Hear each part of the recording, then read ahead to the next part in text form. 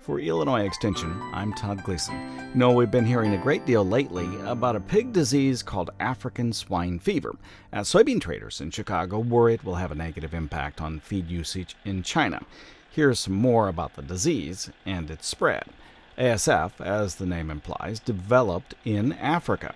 It moved from there to Europe about 10 years ago, says University of Illinois veterinarian Jim Lowe.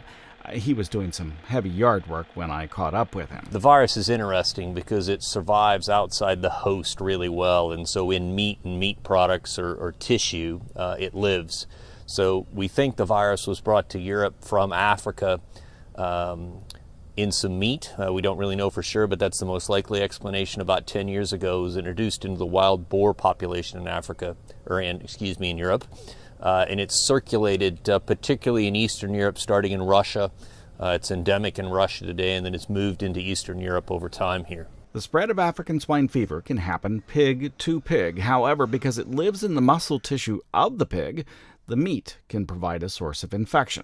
Right now, ASF is causing problems in Russia, Poland, Romania, and most recently Belgium and China.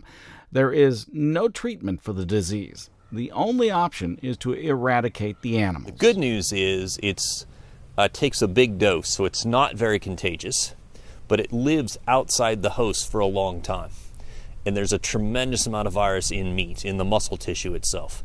So if we move a few ounces of meat into another spot and some of that ends up in the garbage and the pigs eat it, it's almost always infectious.